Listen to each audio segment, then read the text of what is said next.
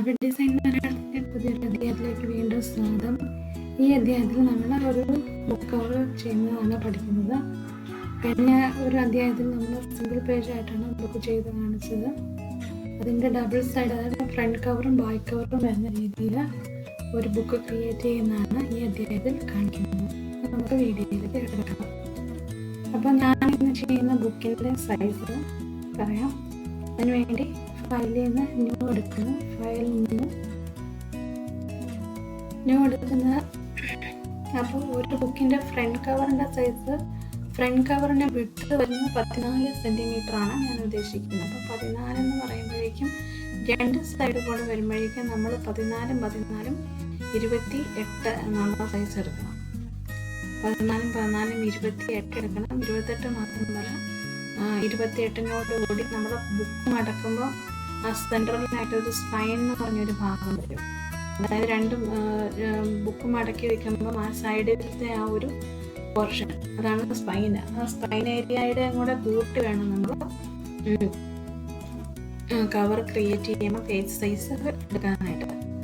അപ്പം 28 ആണ്. 14 28 വന്നു. 28ൻ്റെ കൂടെ നമ്മൾ എത്ര പേജ് ഉണ്ടോ ഓരോ പേജിനനുസരിച്ചാണ് നടുക്കത്തെ ആ ഒരു പോർഷൻ്റെ സ്പൈൻ ഏരിയ കണ്ടുപിടിക്കണം. അപ്പോൾ ഏകദേശം ഒരു 0.5 അല്ലെങ്കിൽ 0.8 ഒക്കെയാണ് നമ്മൾ ഒരു ചെറിയ ബുക്കിന് ഒരു ബുക്കിന് കൊടുക്കുന്നത്. അപ്പോൾ ഞാനൊരു 0.5 കൂടെ ഇതിൻ്റെ കൂടെ ആഡ് ചെയ്യുകയാണ്. അങ്ങനെ 28.5 കൊടുക്കുകയാണ്. അപ്പോൾ ഇവിടെ മില്ലിമീറ്റർ മാറി സെൻറ്റിമീറ്റർ ആക്കി കൊടുക്കുന്നു. അതിനുശേഷം 28.5 കൊടുക്കുന്നു. അതിനുശേഷം ഇതിന് ഹൈറ്റ് 21 തന്നെയാണ്. റെസൊല്യൂഷൻ 300 കളർ മോഡ് മാറ്റി സീമിലേക്ക് കളറാക്കുക. ക്രിയേറ്റ് കൊടുക്കുക.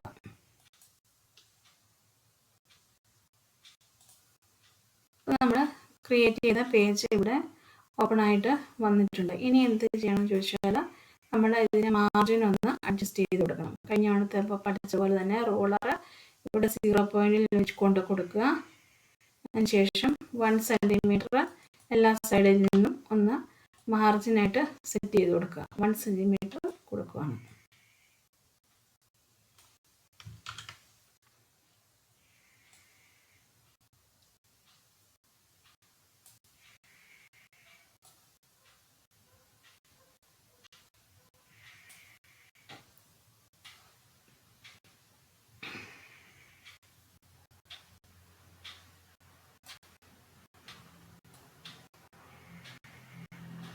ഇപ്പോൾ നമ്മൾ 4 ഭാഗത്തെ മാർജിൻ സെറ്റ് ചെയ്തു. 1 സെൻറ്റിമീറ്റർ ചെയ്ത് നമ്മൾ കൊടുത്തു.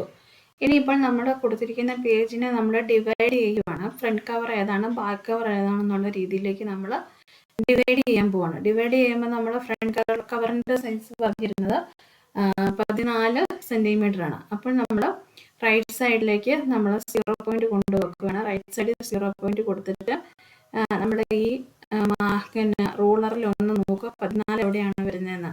ആ 14 കൊണ്ടുവന്നിട്ട് ഒരു റൂളർ വയ്ക്കുക. കറക്റ്റ് 14 എന്നുള്ള ആ മെഷർമെൻറ്റ് കറക്റ്റ് നോക്കി വയ്ക്കുക. അപ്പം ഞാൻ 14 കൊണ്ട് റൂളർ സെറ്റ് ചെയ്തു. അതേപോലെ തന്നെ നമ്മൾ ലെഫ്റ്റ് സൈഡിൽ നിന്നും 14 സെൻറ്റിമീറ്റർ ബാക്ക് കവറിനുള്ള സ്പേസ് എടുക്കുക. അപ്പോൾ ഇവിടെ നിന്ന് വരുമ്പോൾ സൂം ചെയ്ത് നോക്കുമ്പോൾ കാണാം 14 എന്നുള്ള പോയിന്റ്. ആ 14 എന്നുള്ള പോയിന്റിൽ ഒരു റൂളർ കൂടി കൊണ്ട് സെറ്റ് ചെയ്യുക. ഇനി സൂം ഔട്ട് ചെയ്ത് നോക്കാം. ഇനി സൂം ഔട്ട് ചെയ്യുമ്പോൾ കാണാം നമ്മുടെ നടുക്ക് സ്പൈൻ്റെ ഏരിയ കറക്റ്റായിട്ട് ഇപ്പോൾ വന്നിട്ടുണ്ട്. ബുക്ക് മടക്കുമ്പോൾ വരുന്ന ആ ഒരു ഏരിയയാണ് സ്പൈൻ എന്ന് പറയുന്നത്. ആ സ്പൈൻ ഏരിയ നമ്മൾ കൊടുത്തിരിക്കുന്ന 0.5 ആണ്. ആ 0.5 നമ്മൾ ഗൈഡ് ലൈൻ സെറ്റ് ചെയ്ത് കൊടുത്തു. ഇനി ഇതൊന്ന് സേവ് ചെയ്യുക. നിങ്ങളുടെ സിസ്റ്റത്തിൽ എവിടെയാണോ സേവ് ചെയ്യേണ്ടത് അങ്ങോട്ട് നമ്മൾ ലൊക്കേഷൻ കൊടുത്ത് സേവ് ചെയ്യുക.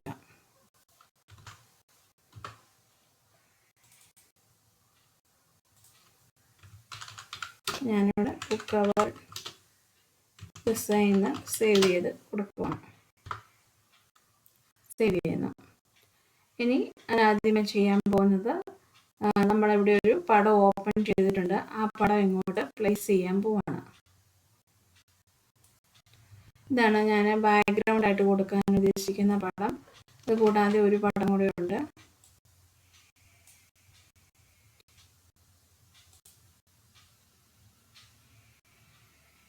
ഞാൻ ഓപ്പൺ ചെയ്തെടുക്കട്ടെ സിസ്റ്റത്തിൽ നിന്ന്.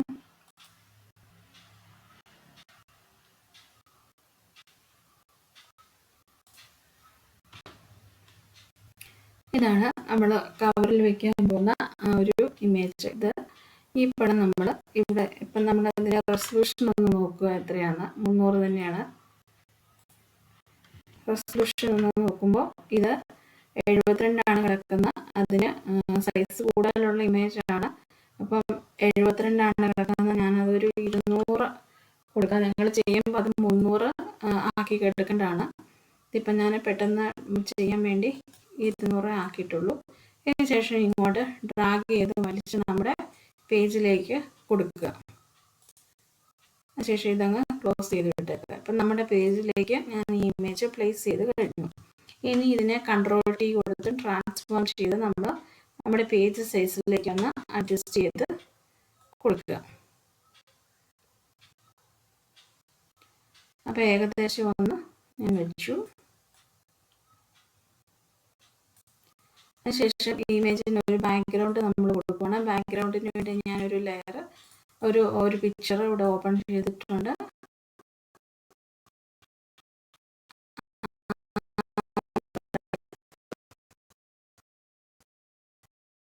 സൈസിനേക്കാളും വലുതാണ്. അപ്പോൾ ഒന്ന് നമ്മൾ അഡ്ജസ്റ്റ് ചെയ്ത് കൊടുക്കണം. ട്രാൻസ്ഫോം ചെയ്യണം. Ctrl+T കൊടുത്ത് നമ്മൾ ട്രാൻസ്ഫോം ചെയ്യുക. ട്രാൻസ്ഫോം ചെയ്ത് നമ്മുടെ പേജിൻ്റെ മെഷർമെൻറ്റിലേക്ക് മാറ്റുകയാണ്. അപ്പോൾ നമ്മുടെ ഗൈഡ് ലൈനാണ് നമ്മുടെ പേജിൻ്റെ മെഷർമെൻറ്റ് എങ്ങനെയാണെന്നുള്ളത് മനസ്സിലാക്കി തരുന്നത്. അപ്പോൾ ഞാൻ ആ പേജിൻ്റെ സൈസിലേക്ക് കറക്റ്റായിട്ടൊന്ന് ഇത് പ്ലേസ് ചെയ്യുകയാണ്.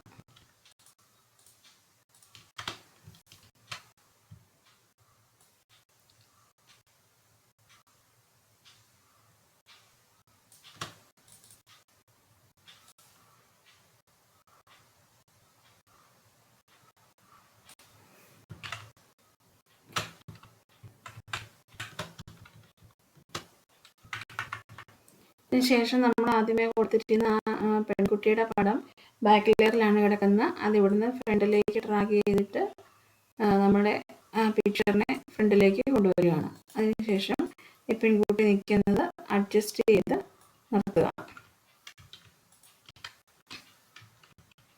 കറക്റ്റ് പൊസിഷൻ നോക്കി അത് അഡ്ജസ്റ്റ് ചെയ്ത് വയ്ക്കുക.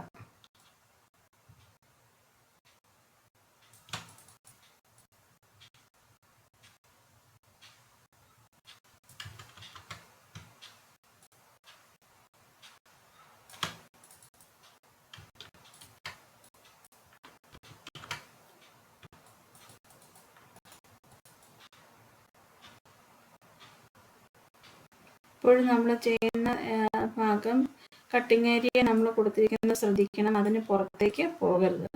ഇനി ഈ ഒന്നാമത്തെ ലെയറിൻ്റെ ഇത്രയും ഭാഗം നമുക്ക് നമ്മൾ കൊടുത്തിരിക്കുന്ന ഗൈഡ് ലൈനിൻ്റെ വെളിയിലേക്ക് പോയിട്ടുണ്ട്. അപ്പോൾ ആ ഏരിയ ഒന്ന് ഞാൻ ഡിലീറ്റ് ചെയ്യുകയാണ്. ആ ലെയർ സെലക്ട് ചെയ്തിട്ട് ഒന്ന് ഡിലീറ്റ് ചെയ്ത് കൊടുത്തു. അപ്പം നമ്മൾ സ്പൈൻ ഏരിയയും കൂടെ കൂട്ടി ഈ ഏരിയ എടുത്തിട്ടുണ്ട്. അതും ശ്രദ്ധിക്കുക.